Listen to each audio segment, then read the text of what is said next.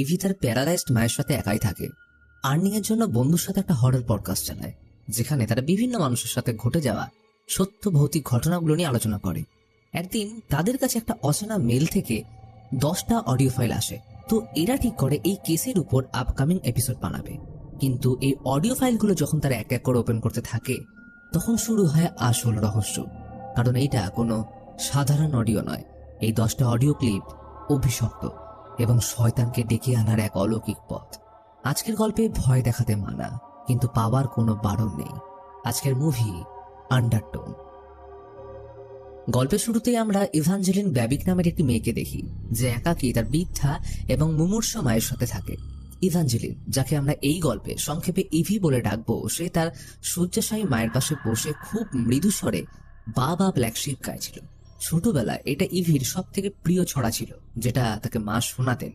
তার মা দীর্ঘ দিন ধরে অসুস্থ, এক প্রকার কোমায়। ইভির মা অত্যন্ত ধার্মিক প্রকৃতির মানুষ। তিনি ইভিকেও একজন আদর্শ ক্যাথলিক হিসেবে বড় করে তুলেছিলেন। ইভি দ্য আন্ডারটোন নামের একটা পডকাস্ট শো রান করে। তার কো হোস্ট জাস্টিন এবং তারা দুজন মিলে এই পডকাস্টগুলো প্রি রেকর্ড করে থাকে। প্রতি শুক্রবার তাদের পডকাস্টের নতুন এপিসোড রিলিজ হয় এবং তারা দুজনে সম্পূর্ণ আলাদা জায়গা থেকে এই কাজগুলো করে থাকে। তাদের রেকর্ডিংগুলো সাধারণত ইভির টাইম জোন অনুযায়ী রাত ঠিক 3টের দিকে শুরু হয়, যেটাকে বলে দ্য উইচ আওয়ার। রেকর্ডিং শুরু করার আগে ইভি এবং জাস্টিন নিজেদের ব্যক্তিগত জীবন নিয়ে কিছু কথাবার্তা বলে, যা থেকে আমরা বুঝতে পারি দিনের পর দিন মায়ের দেখাশোনা করে ইভি মানসিকভাবে বিপর্যস্ত এবং ক্লান্ত হয়ে পড়েছে। এই কঠিন সময় তার বয়ফ্রেন্ড ড্যারেনও তাকে কোনো সাহায্যই করছিল না। ইভি হরর পডকাস্ট চালালেও সে নিজে কোনো ধরনের অলৌকিক বিষয় একদমই বিশ্বাস করে না। অন্যদিকে জাস্টিন ঠিক এর উল্টো। উদাহরণস্বরূপ, গত এপিসোডে তারা আই ফিল ওয়ান্ডারফুল নামের একটা রহস্যময় ব্লগ নিয়ে আলোচনা করছিল। এমন গুজব রয়েছে যে প্রায় 92 জন মানুষ এই ব্লগটি দেখার পর নিজেদের কান কেটে তারা সে কানগুলো ব্লগের হেডকোয়ার্টারে মেল করে পাঠিয়ে দিত এবং এরপর তারা প্রত্যেকে শেষ হয়ে যেত। ইভি এই গল্পের মজা উড়িয়ে নিজেই ইন্টারনেট ঘেঁটে সেই ব্লগটি দেখতে শুরু করে, যেখানে একজন নারী অদ্ভুতভাবে হাসছিল। যাই হোক, তাদের নতুন পডকাস্ট রেকর্ডিং এর জন্য জাস্টিন একটা দুর্দান্ত টপিক নিয়ে এসেছে। কেউ একজন জাস্টিনকে একটা মেল পাঠিয়েছিল, যার ভিতরে 10টা অডিও ফাইল আছে। শুধু অডিও ফাইল নয়, সেই ইমেলের মেসেজগুলো ছিল অত্যন্ত অদ্ভুত।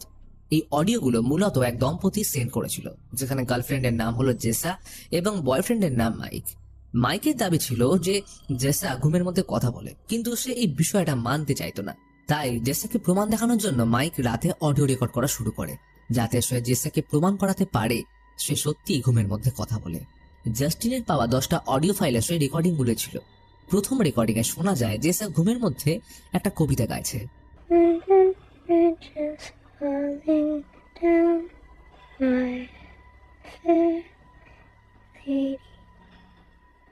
এবং দ্বিতীয় রেকর্ডিংটাই ছিল বাচ্চাদের ছড়া। কিন্তু এমন মনে হচ্ছিল যেন বাচ্চারা ছড়াটাকে সম্পূর্ণ উল্টো ভাবে গাইছে।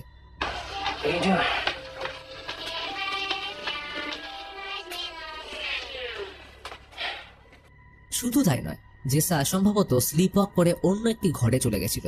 এই রেকর্ডিং শোনার সময় ইভির একবার মনে হয় সে যেন তার নিজের ঘর থেকেই আওয়াজ শুনতে পাচ্ছে, কিন্তু এই বিষয়টিতে সে খুব একটা কান দেয় না।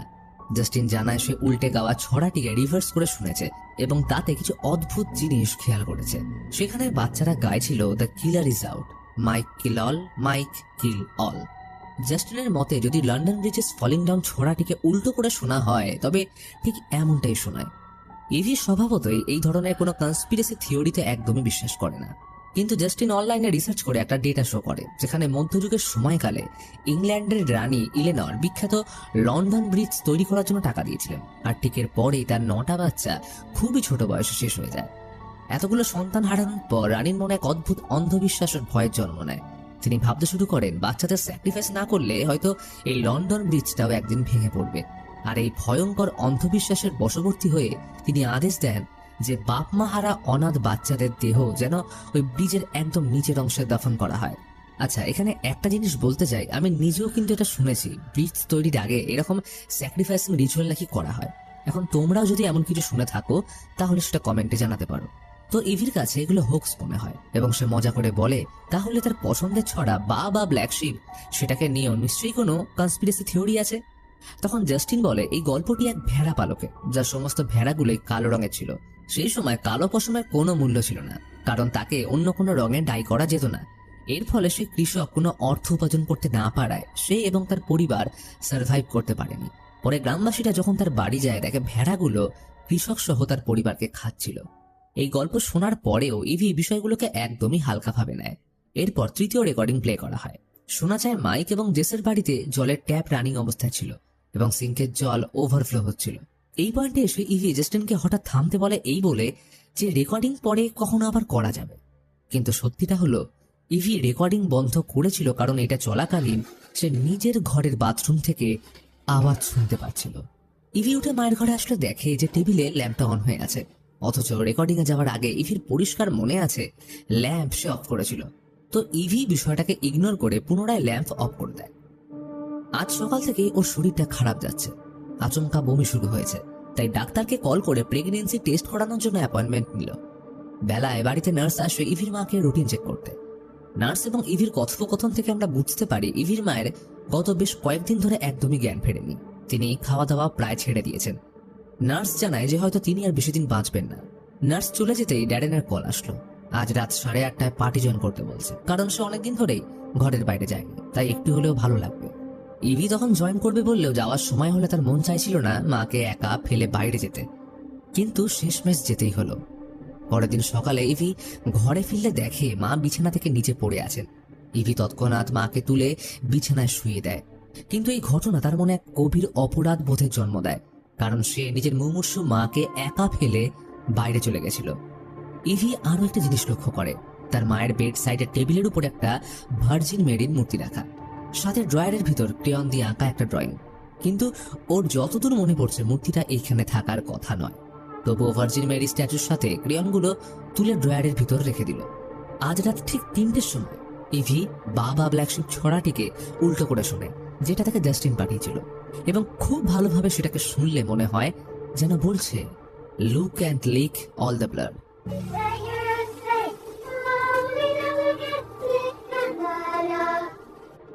ইভি বিষয়টা নিয়ে রিসার্চ করতে যেতেই ডাক্তারের কল আসলো। ইভির রিপোর্ট পজিটিভ, সে 6 সপ্তাহের প্রেগনেন্ট। এই খবর শুনে ইভি মারাত্মক শক পায়, কারণ এই পরিস্থিতির মধ্যে বাচ্চা নেওয়া কোনোভাবেই সম্ভব না। পরের দিন সকালে উঠে বাড়ির কাজ করার সময় ইভি মায়ের ঘর থেকে আওয়াজ শুনে চেক করতে গিয়ে দেখে বাথরুমের ট্যাপটা খোলা। শুধু তাই নয়, সে ভার্জিন মেরির স্ট্যাচু পুনরায় টেবিলের উপর ফিরে এসছে। এই ঘটনায় সে রীতিমতো অবাক হয়ে যায়, কারণ ইভির মা তো এক প্রকার কোমায় আছেন, তাহলে ট্যাপ অন করলো কে এবং এই স্ট্যাচু নিজে থেকে বাইরে কিভাবে এলো? ইভি এবার ভয় পেয়ে স্ট্যাচুটাকে আলমারির ভিতর বন্ধ করে রেখে দেয়। আজ রাতে ইভির পডকাস্ট রেকর্ডিং ছিল এবং রেকর্ডিং এর আগে সে প্রেগনেন্সি সত্ত্বেও হুইস্কি পান করে, সাথে মায়ের একটা পুরনো ভয়েস নোট শুনতে থাকে, যেখানে মা তার সাথে দেখা করতে ডাকছিলেন। এরপর ইভি অনলাইনে সার্চ করতে শুরু করে যে বাচ্চাদের পুরনো রাইমের আড়ালে কি কি ধরনের হিডেন মিনিং লুকিয়ে আছে। এটা চাইলে তোমরা নিজেরাও চেক করতে পারো এবং কি দেখলে সেটা কমেন্টেও জানিও। রাত তখন প্রায় 3টে। জাস্টিন পডকাস্টে জয়েন করলো, কিন্তু ইভি আজ পডকাস্ট শুরু করার আগে কোনো পার্সোনাল কথা না বলে সরাসরি রেকর্ডিং শুরু করতে চায়। তারা গত রেকর্ডিং এর অডিও 3টে পার্ট শুনেছিল। ইভি পডকাস্টে দর্শকদের উদ্দেশ্যে অডিও ক্লিপের সেই আকস্মিক আওয়াজের ব্যাখ্যা দিয়ে বলে যে জলের ট্যাপ বা ভারী কিছু সরানোর আওয়াজ, এগুলো নিশ্চয়ই ওই খারাপ পাইপলাইনের কারণেই মনে হচ্ছিল, তাই এতে অবাক হওয়ার কিছু নেই। এরপর তারা চতুর্থ অডিওটি শোনে, যেখানে জেসা এবং মাইক একটা পুতুল নিয়ে খেলছিল। এই পুতুলটায় একটা চাবি লাগানো, যা ধরে টানলে অদ্ভুত সব কথা বলতো, যেমন আমি এমন কিছু জানি যা তুমি জানো না, তারপর সবাই কি ঘুমিয়ে পড়েছে ইত্যাদি। এই রেকর্ডিংটাতেও একটা ভারী জিনিসে মারার বা সরানোর আওয়াজ বারবার আসতে থাকে, যা জেসা এবং মাইকও স্পষ্ট শুনতে পাচ্ছিল। আর সব থেকে ভয়ের ব্যাপার হলো সেই আওয়াজের ঠিক আগে এক অদ্ভুত ফিসফিসানির শব্দ ছিল, যেটাকে ইভি এবং জাস্টিন অনেক চেষ্টা করেও বুঝতে পারে না। পরবর্তী রেকর্ডিং এ জেসাকে ঘুমের ঘরে এক অদ্ভুত কথা বলতে শোনা যায়। সেই কথাটি ছিল ওজাবানিমাক।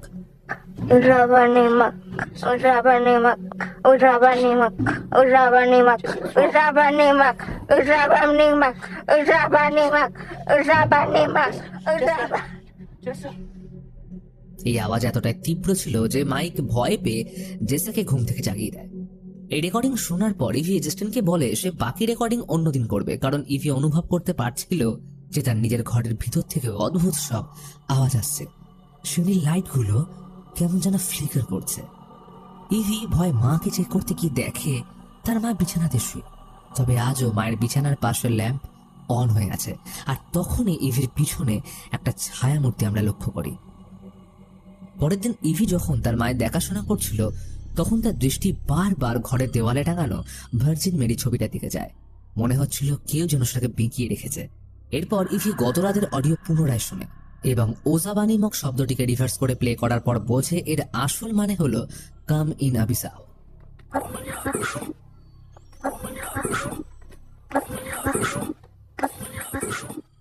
তখনই ইভি এক অদ্ভুত ঘোরের মধ্যে বারবার কাম ইন আবিসাও, কাম ইন আবিসাও বলতে থাকলে মনে হয় ঘরের মধ্যে যেন এক অদৃশ্য কেউ প্রবেশ করছে। তখন এই সমস্ত লাইটগুলো ফ্লিকার করতে শুরু করে। পরক্ষণে মনে হয় যেন মা তার ঠিক সামনে দাঁড়িয়ে। আর তখনই এক ঝটকায় দুঃস্বপ্ন থেকে ওঠে ইভি। নজর গেল ঘড়ির কাঁটায়, রাত প্রায় 3টে বাজতে চলেছে। এখনই পডকাস্ট রেকর্ডিং শুরু করতে হবে। সময় মতো জাস্টিন লাইনে জয়েন করলো। আজ তারা অডিও ফাইলগুলোকে আরো ভালো করে শুনবে। ইভি পডকাস্ট চলাকালীন কেমন যেন অন্যমনস্ক হয়ে ক্রমাগত ড্রয়িং করে চলেছে। নিজেকে অন্যমনস্ক রাখার চেষ্টা করলেও অডিওতে পরিষ্কার শোনা যাচ্ছিল জেসা ওজাবানিমক বলছে, কিন্তু ইভি সেটাকে শুনেও না শোনার ভান করছে।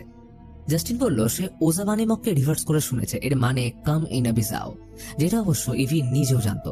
তবে জাস্টিন এখানে আরো কিছু সংযোগ করলো। বলে আবিসাও হলো মিডল ইস্ট এবং ইউরোপিয়ান ফোকলোরের এমন একটি ডিমন যার উল্লেখ 1st সেঞ্চুরির Christian text the testament of সলোমনে পাওয়া যায়। সেখানে আবিসাওকে মূলত টেকার অফ চিলড্রেন বা শিশু হরণকারী বলা হয়। আবিসাওয়ের উপর ইনফার্টিলিটির অভিশাপ ছিল, অর্থাৎ সে বাচ্চা জন্ম দিতে পারত না। ঠিক এই কারণে সে ওই সমস্ত নারীর প্রতি জেলাস ছিল যারা বাচ্চা জন্ম দিতে সক্ষম। এই আক্রোশের বশবর্তী হয়ে সে নতুন মায়েদের শিকার বানিয়ে তাদের শিশুদের শেষ করে দিত। জাস্টিন আবিসাওয়ের আরেকটা রিসেন্ট কাহিনী শোনায় যা ফিলিপাইনের ব্ল্যাক ম্যাজিকের দ্বীপ সিকিহোর থেকে এসেছিল, যেখানে লোকালদের দাবি ছিল আবিসাও ক্যাথলিক সেন্ট রিটা অব কাসিয়ারের একটি মূর্তিতে প্রবেশ করেছিল। এই সেন্ট রিটা অব কাসিয়া হলেন মূলত মায়েদের রক্ষাকর্তা।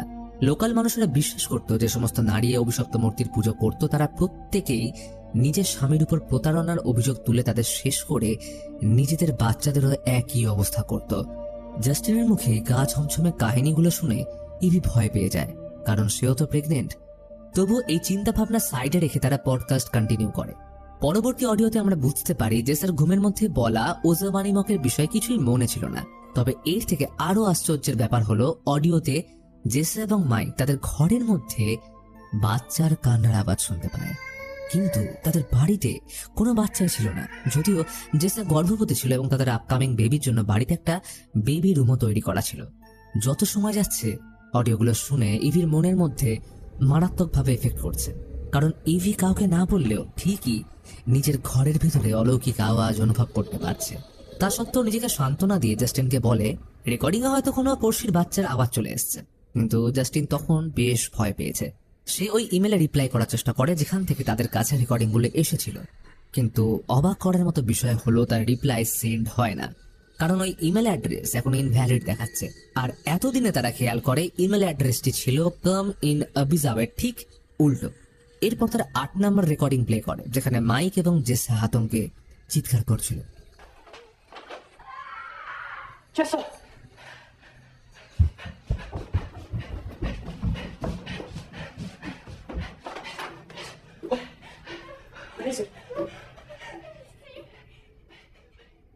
জেসা চিৎকার করে বলছিল সে একটা নারী মূর্তিকে নাকি দেখতে পেয়েছে, কিন্তু প্রশ্ন হলো কাকে।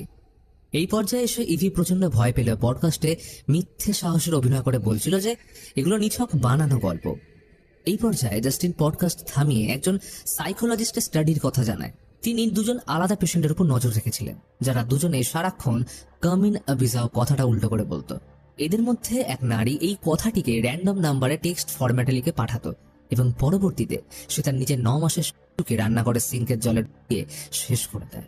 এইখানে তোমাদের বলি এই গল্পের রেফারেন্স নেওয়া হয়েছে 2001 সালের আমেরিকার বিখ্যাত আন্দ্রেয়া ইয়েটসের ঘটনা থেকে, যেখানে এই মহিলা তার 5 সন্তানকে ডুবিয়ে দেয়। পুলিশি বয়ানে তার বক্তব্য ছিল ডিমান নাকি তাকে এমনটা করতে বলেছিল। ওকে, তো ব্যাক টু দ্য স্টোরি। এই সাইকোলজিস্টের দ্বিতীয় পেশেন্ট 5 মাসের প্রেগনেন্ট ছিল এবং পেশায় একজন সেরামিক আর্টিস্ট, যাকে হসপিটালে ভর্তি করা হয় কারণ সে শিশুদের মাটির পুতুল বানিয়ে তার প্রতিবেশী ইয়ং মহিলাদের দিত। আর একদিন অবশেষে সে নিজেকে শেষ করে দেয়। এই পর্যায়ে এসে জাস্টিন সাজেস্ট করে যে তাদের বাকি 2টো অডিও রেকর্ডিং হয়তো শোনা উচিত হবে না, কিন্তু ইভি জেদ ধরল, কারণ তার বিশ্বাস এই পডকাস্ট রীতিমতো ভাইরাল হতে চলেছে। তাদের অডিওগুলো সম্পূর্ণ শুনতেই হবে। তবে তারা চাইলে এই এপিসোডটাকে এইখানে শেষ করতে পারে এবং নেক্সট এপিসোডের জন্য তারা বাকি দুটো অডিও শুনবে, যা কিছুটা 2 পার্ট পডকাস্টের মতো হবে। তো পার্ট 1 এর আউটরো রেকর্ড করার পর ইভি মাকে চেক করতে যায় এবং স্বীকার করে সে প্রেগনেন্ট এবং তার যদি মেয়ে হয় তাহলে তার নাম রাখবে মেরি, কারণ ইভির মা সব সময় তাকে দিয়ে হেল মেরি প্রার্থনাটি করাতেন। ঠিক সেই মুহূর্তে ক্লোজেটের লাইট নিচে থেকে অন হয়ে গেলে ইভি এক অদ্ভুত ঘোরের মধ্যে নিঃশব্দে ক্লোজেট বন্ধ করে রুম থেকে বেরিয়ে যায়। এই ঘটনার পর এক প্রকার বিরক্ত হয়ে ইভি অ্যাংজাইটি কমানোর ওষুধ খেতে শুরু করে, কিন্তু এই কড়া ওষুধ খাওয়ার পরেও ইভির ঘুম আসে না। সত্যি বলতে ইভি বেশ কয়েক রাত ধরে রীতিমতো ঘুমোতে পারছে না, তাই হেডফোনে রিল্যাক্সিং অডিও চালিয়ে ঘুমানোর চেষ্টা করলো, কিন্তু দুঃস্বপ্নে নিজেকে সিঁড়ি থেকে নিচে রক্তাক্ত অবস্থায় পড়ে থাকতে দেখে ইভি এবং তার মা তীব্র আর্তনাদ করে ওঠে। ইভি দুঃস্বপ্ন থেকে চমকে উঠে বসলে শুনতে পায় মায়ের প্রার্থনা করার আওয়াজ। তখনই ইভি ছুটে মায়ের ঘরে যায় এবং লাইট অন করে দেখে মা তো আগের অবস্থাতেই রয়েছে। এরপর ইভি উইমেন্স ক্লিনিকে যাওয়ার জন্য ফোনে অ্যাপয়েন্টমেন্ট নিল, কারণ সে তার বাচ্চা রাখতে চায় না। ইভি লাইট অফ করে বেরিয়ে যেতেই আমরা দেখতে পাই তার মা শেষ নিঃশ্বাস ত্যাগ করছেন, আর ঠিক সেই মুহূর্তেই একটা অদ্ভুত ভোকাল আওয়াজ শুনতে পাওয়া যায়। সময় চলে আসে তাদের পডকাস্ট রেকর্ডিং এর, যেখানে জাস্টিন এবং ইভি ফাইনাল দুটো অডিও রেকর্ডিং শোনার জন্য বসেছিল। কাজের মাঝে ইভি ক্রমাগত ক্রেয়ন দিয়ে অত্যন্ত ফোকাসড হয়ে কিছু ড্রয়িং করে চলে এবং রেকর্ডিং চলাকালীন জাস্টিন শ্রোতাদের ইনভাইট করছিল যাতে তারা কল করে এই পডকাস্ট সম্পর্কে নিজেদের মতামত শেয়ার করে। তো নবম রেকর্ডিংটি প্লে করা হলে শোনা যায় জেসা বলছিল তার একদমই ভালো ফিল হচ্ছে না, কারণ সে নাকি রাতে ওর পাশে মাইক ছাড়াও অন্য এক ছায়ামূর্তিকে শুয়ে থাকতে দেখেছে, যাকে দেখতে ঠিক তার মতো লাগছিল। এটা বলার সময় সে হঠাৎ পৈশাচিক ভঙ্গিতে হাসতে শুরু করে এবং এরপরেই অডিও ফাইলটা কোনো কারণে কোড আপডেট হয়ে যায়। তখনই জাস্টিন লক্ষ্য করে তার হাত ঘড়িতে 3টে বাজতে 20 মিনিট বাকি এবং ইভির ঘড়িতেও ঠিক একই সময় দেখাচ্ছিল, যা কোনোভাবেই পসিবল নয়, কারণ তারা দুজনে সম্পূর্ণ আলাদা টাইম জোনে বাস করে, অর্থাৎ তারা দুজনে একদম আলাদা দুটি দেশে। ঠিক তখনই তাদের কাছে প্রথম কলারের ফোন আসে, যে ওয়েস্টার্ন ল্যান্ড থেকে কল করেছিল। এই ওয়েস্টার্ন ল্যান্ডেই ইভি থাকে। কলার ফোন করে জানায় জেসা এবং মাইক তার প্রতিবেশী ছিল এবং তাদের অত্যন্ত মর্মান্তিকভাবে মৃত্যু হয়েছে। পুলিশ দুজনের শরীর বাড়ির সিঁড়ির নিচ থেকে উদ্ধার করেছিল। মৃত্যুর সময় তাদের দুজনেরই মাথায় প্লাস্টিক জড়ানো ছিল এবং তাদের বাড়ির দেওয়ালে শেষ হয়ে যাওয়া শিশুদের ড্রয়িং ছিল। শুধু তাই নয়, মৃত্যুর সময় জেসা 5 মাসের প্রেগনেন্ট ছিল। ঠিক এই পয়েন্টেই হঠাৎ কল কাট হয়ে যায়। এই ঘটনা শুনে ইভির মনে আতঙ্কের উদ্রেক হলে প্রকাশ না করে অস্বস্তির মধ্যে ড্রয়িং করা আরো বাড়িয়ে দেয়। এরপর তারা ফাইনালি 10ম অডিওটা প্লে করে। এই অডিওতে মাইক বারবার জেসাকে হসপিটাল নিয়ে যাওয়ার কথা বলছিল, কিন্তু জেসা তার একটাও কথা কানে তুলছিল না। তখন আবার সেই সাউন্ড আসতে শুরু করে এবং ইভির মনে হতে থাকে যেন এই আওয়াজ রেকর্ডিং থেকে নয়, বরং তার বাড়ি থেকেই আসছে। তখন এই ঘড়ির কাঁটা 3টের ঘরে থেমে যেতে ভেসে আসলো বাচ্চাদের রিভার্স রাইম এবং এর সাথে ইভির গোটা বাড়ির লাইটগুলো ফ্লিকার করতে শুরু করে। পরিস্থিতি এতটাই ভয়াবহ হয়ে ওঠে যে লাইটগুলো সশব্দে ফেটে যায় এবং এর সাথে যুক্ত হয় বাচ্চাদের হাড় হিম করা কান্না।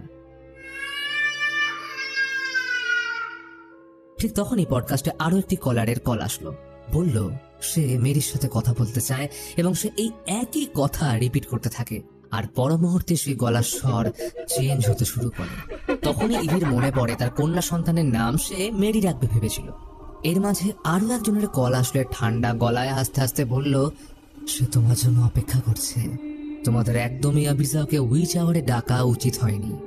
এই ভয়াবহ মুহূর্তে ইভি হঠাৎ তার আঁকা ক্রেয়নের ড্রয়িংগুলোর মধ্যে একটা অদ্ভুত বিষয় লক্ষ্য করে। তার আঁকা সবকটা ছবি একসাথে মিলে একটা ভয়ঙ্কর ডিমানের রূপ নিয়েছে। তখনই তাদের কাছে আরো একটা কল আসে, যা ছিল অ্যাবি নামের এক অচেনা মহিলার। সে ফোন করে ইভি ও জাস্টিনের কাছে সাহায্য চায়। অ্যাবি কাঁদতে কাঁদতে বলছিল সে কোনোভাবেই তার বাচ্চাকে সামলাতে পারছে না। অ্যাবির কথাবার্তা শুনে স্পষ্টতই মনে হচ্ছিল সে হয়তো তার বাচ্চাকে শেষ করে দেওয়ার কথা ভাবছে। তাই জাস্টিন এবং ইভি তাকে বোঝানোর আপ্রাণ চেষ্টা করে, কিন্তু দুর্ভাগ্যবশত ফোনের ওই পার থেকে ভেসে আসলো জলের আওয়াজ। সেই মুহূর্তে ইভি হঠাৎ বলে ওঠে সে নিজে তার মাকে শেষ করে দিয়েছে। এই কথা বলে ইভি কান্নায় ভেঙে পড়ল। তার মা সারা জীবন তার খেয়াল রেখেছিল, কিন্তু যখন ইভির মায়ের তাকে সবচেয়ে বেশি প্রয়োজন ছিল তখন ইভি মায়ের বিছানার পাশে বসে সামান্য প্রার্থনাটুকুও করেনি। সে সারাক্ষণ শুধু মাকে মিথ্যে বাহানা দিত সে ব্যস্ত আছে, কিন্তু আদতে তার কোনো কাজ ছিল না। অ্যাবি টেলিফোনের ওই পার থেকে এই কথা শুনে কিছুক্ষণ নীরব থাকার পর ডেমনিক ভয়েসে বলে ওঠে, এখন অনেক দেরি হয়ে গেছে। এরপরে আচমকা বিকট আওয়াজ আসতে শুরু করে এবং এই বাচ্চার কান্নার আওয়াজ চিরতরে থেমে যায়। ইভি লক্ষ্য করে যে তার পুরো ঘর রক্তবর্ণ হয়ে গেছে এবং ড্রয়িং রুমের টিভিতে সে অভিশপ্ত আই ফিল ওয়ান্ডারফুল ব্লগটি প্লে হচ্ছে। ইভি ভয় ছুটে গিয়ে টিভির প্লাগ খুলে ফেলে, কিন্তু তা সত্ত্বেও টিভি কিছুতেই বন্ধ হয় না। সারা ঘর জুড়ে এক অদ্ভুত অলৌকিক আওয়াজ ক্রমাগত হয়ে চলেছে। ফিসফিসানি আওয়াজগুলো যেন সহ্য সীমার বাইরে চলে যাচ্ছে।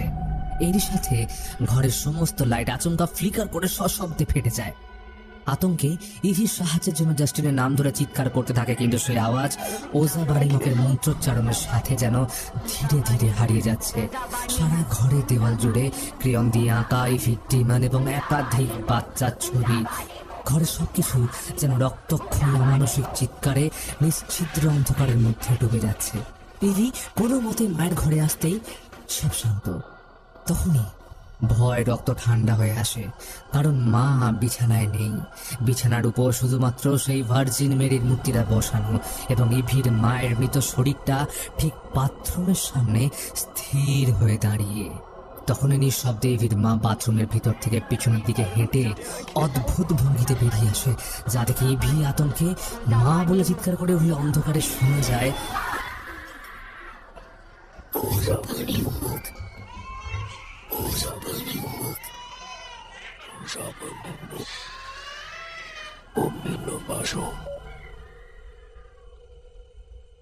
তো এই ছিল দ্য আন্ডারটোন সিনেমার পুরো কাহিনী। আমি খুব ভালো করেই জানি সবার মনে এখন অনেক প্রশ্ন রয়েছে, তাই সেগুলো সহজে বুঝিয়ে বলি। এই সিনেমাকে দুইভাবে দেখা যেতে পারে। প্রথম থিওরিটি হলো সুপার ন্যাচারাল অ্যাঙ্গেল। এই থিওরি অনুযায়ী অ্যাবিজাও সত্যি অভিশপ্ত অডিও ফাইলগুলোর মাধ্যমে ইভির বাড়িতে প্রবেশ করেছিল। সে খুব সম্ভবত প্রথমে মাইক এবং জেসাকে তার টার্গেট বানিয়ে এরপর অডিও পডকাস্টের মাধ্যমে ইভিকে শিকার বানায়। কিন্তু এইবারে আসে সেকেন্ড থিওরি, যেটা সাইকোলজিক্যাল অ্যাঙ্গেল। এর অনুযায়ী বাস্তবে কোনো অলৌকিক ঘটনা ঘটেনি। শুরু থেকে আমরা যা দেখেছি তা পুরোটাই ছিল ইভির মস্তিষ্কের এক ভয়ঙ্কর ইলিউশন, যা বাইরে থেকে দেখলে সুপার ন্যাচারাল বলে মনে হচ্ছিল। মৃত্যু পথযাত্রী মায়ের দায়িত্ব পালনের চাপ, নিজের আনওয়ান্টেড প্রেগনেন্সি এবং একজন ক্যাথলিক হওয়ায় ধর্মের কড়া নিয়মের কারণে তৈরি হওয়া গিল্ট, ক্রমাগত অনিদ্রা, অ্যাংজাইটির ওষুধ এবং গর্ভাবস্থাতেও অতিরিক্ত অ্যালকোহল সেবন, এই সকল মানসিক ও শারীরিক চাপগুলো একসাথে মিলে ইভির মস্তিষ্ক বিকৃত করে দিয়েছিল, যার ফলে তার মস্তিষ্ক বাস্তব এবং কল্পনার মাঝে পার্থক্য করতে ভুলে যায়। গর্ভপাত করানোর চিন্তা থেকে শুরু করে সিঁড়ি থেকে পড়ে যাওয়ার দৃশ্য, তার মুখে চেপে ধরা প্লাস্টিক, সন্তানের প্রতি মমতার বিনাশ এবং মায়ের প্রতি মেয়ের শেষ হয়ে যাওয়া মনুষ্যত্ব ও কর্তব্যকেই নির্দেশ করে। তো এখন তোমরা কমেন্টে বলো তোমাদের মতে কোন থিওরিটা সঠিক। এছাড়াও তোমাদের অন্য কোনো মতামত থাকলে জানাতে পারো, এবং ভিডিওটা যদি ভালো লেগে থাকে তাহলে একটা লাইক করে দিও। রিসেন্টলি আমি ইনস্টা এবং ফেসবুকে নতুন কন্টেন্ট দেওয়া শুরু করেছি, তাই সেখানে আমায় ফলো করতে ভুলো না। লিংক ডেসক্রিপশনে রইল।